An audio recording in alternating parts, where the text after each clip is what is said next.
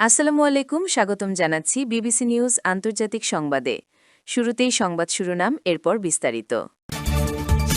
৪৮ ঘণ্টারেও বেশি সময় ধরে ইন্টারনেটবিহীন ইরানের লাখ লাখ মানুষ। ইরানে হামলার গতি কমানোর কোনো পরিকল্পনা নেই যুক্তরাষ্ট্রের। দীর্ঘ যুদ্ধে প্রস্তুত ইসরায়েল, লেবাননকে হুঁশিয়ারি। এই যুদ্ধের ওপরই নির্ভর করছে ট্রাম্প ও নেতানিয়াহুর রাজনৈতিক অস্তিত্ব।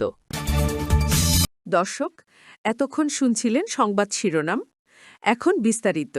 আপনি যদি ইসরায়েলের ধ্বংস চান এবং মুসলিমদের পাশে থাকেন, তাহলে ভিডিওতে লাইক করে চ্যানেলটি অবশ্যই সাবস্ক্রাইব করে দিবেন এবং আপনার মূল্যবান মতামত অবশ্যই কমেন্টে লিখে জানিয়ে দিবেন।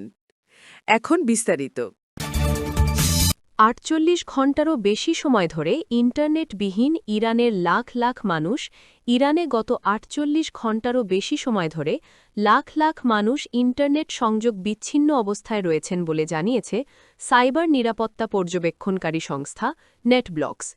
চলমান সংঘাত তৃতীয় দিনে পদার্পণ করার প্রেক্ষাপটে এই ব্ল্যাকআউট পরিস্থিতি তৈরি হয়েছে। নেটব্লকসের তথ্যমতে যুদ্ধের শুরু থেকেই দেশটিতে অনলাইন যোগাযোগ ব্যবস্থায় ব্যাপক বিঘ্ন ঘটছে, যা সাধারণ মানুষের জীবনযাত্রাকে আরও স্থবির করে তুলেছে। এর আগেও বিভিন্ন সময় দেশটিতে ইন্টারনেট বন্ধ রাখার নজির রয়েছে।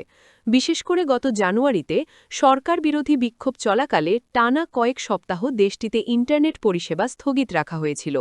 তবে বর্তমানে তেহরানে অবস্থানরত সিএনএনের প্রতিনিধিরা জানিয়েছেন, গত মাসের মতো এবার সম্পূর্ণ ব্ল্যাকআউট বা শতভাগ বিচ্ছিন্নতা তৈরি হয়নি, বরং কিছু কিছু ক্ষেত্রে সীমিত পরিসরে অনলাইন সংযোগ পাওয়া যাচ্ছে।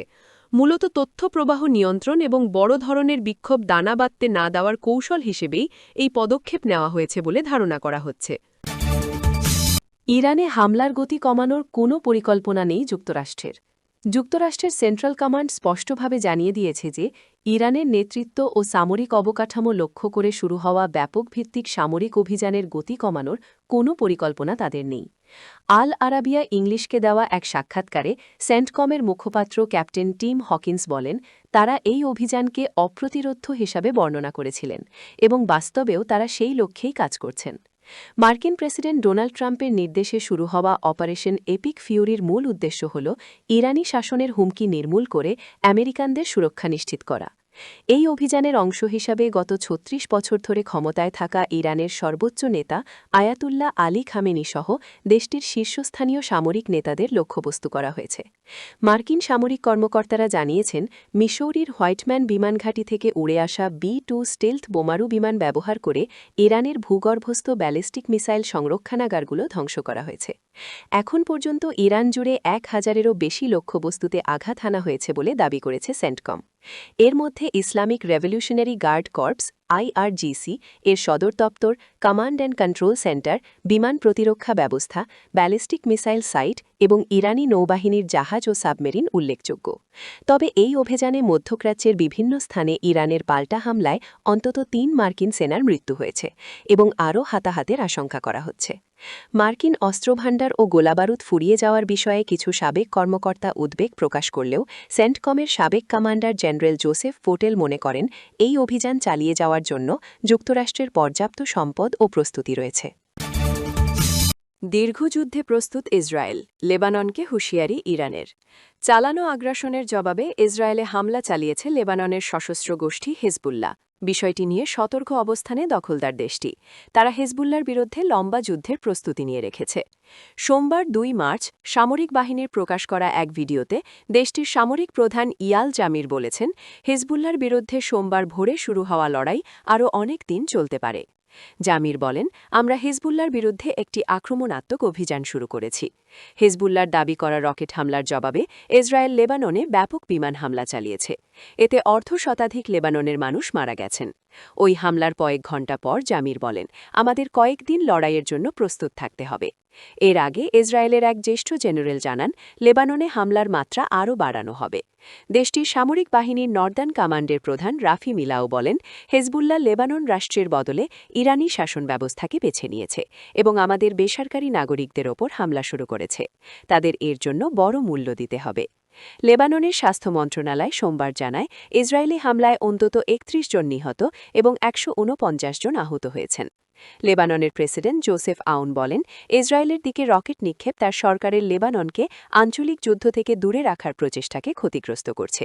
তিনি বলেন, আজ সকালে লেবাননের ভূখণ্ড থেকে ক্ষেপণাস্ত্র নিক্ষেপ অঞ্চল জুড়ে চলমান বিপজ্জনক সামরিক সংঘাত থেকে লেবাননকে দূরে রাখতে লেবানন রাষ্ট্র যেসব প্রচেষ্টা ও উদ্যোগ নিয়েছে তা লক্ষ্যবস্তুতে পরিণত করেছে।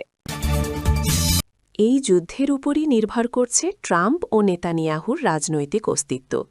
তুর্কি সংবাদ বিশ্লেষক হাক্কি ওজালের মতে, মার্কিন প্রেসিডেন্ট ডোনাল্ড ট্রাম্প এবং ইসরায়েলি প্রধানমন্ত্রী বেনিয়ামিন নেতানিয়াহুর রাজনৈতিক অস্তিত্ব টিকিয়ে রাখা এখন পুরোপুরি এই ইরান যুদ্ধের ওপর নির্ভরশীল। এই দুই নেতা মূলত নিজেদের ক্ষমতাকে দীর্ঘায়িত করতে এবং বিচারিক প্রক্রিয়া থেকে বাঁচতে একটি কাল্পনিক শত্রু তৈরি করে যুদ্ধ শুরু করেছেন বলে অভিযোগ উঠেছে। ওয়াশিংটনের রাজনৈতিক পরিমণ্ডলে এখন গুঞ্জন বইছে যে ট্রাম্প নিজের অভিশংসন ঠেকাতে এবং আসন্ন মধ্যবর্তী নির্বাচন স্থগিত করার পথ খুঁজছেন।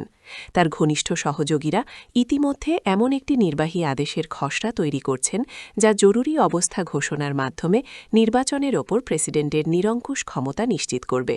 অন্যদিকে ইসরায়েলি প্রধানমন্ত্রী নেতানিয়াহু বর্তমানে ঘুষ ও দুর্নীতির মামলায় অভিযুক্ত এবং সাজা এড়াতে তার জন্য একটি যুদ্ধকালীন জরুরি অবস্থা বজায় রাখা অত্যন্ত জরুরি।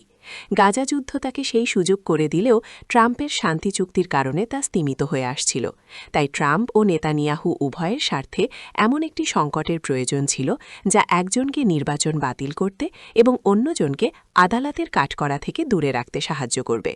বিশ্লেষকদের মতে, ইরান যে পারমাণবিক সক্ষমতা অর্জনের খুব কাছাকাছি পৌঁছে গেছে, নেতানিয়াহুর এই ৩ দশকের পুরনো মিথ্যা দাবিকে ট্রাম্প এখন নিজের ঢাল হিসেবে ব্যবহার করছেন।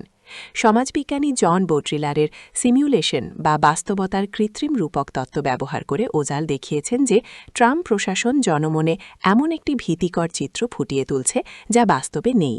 ইরান থেকে যুক্তরাষ্ট্রের মূল ভূখণ্ডে ক্ষেপণাস্ত্র হামলার যে আশঙ্কার কথা বলা হচ্ছে তা কেবল একটি রাজনৈতিক গেম বা কৃত্রিম বাস্তবতা মাত্র।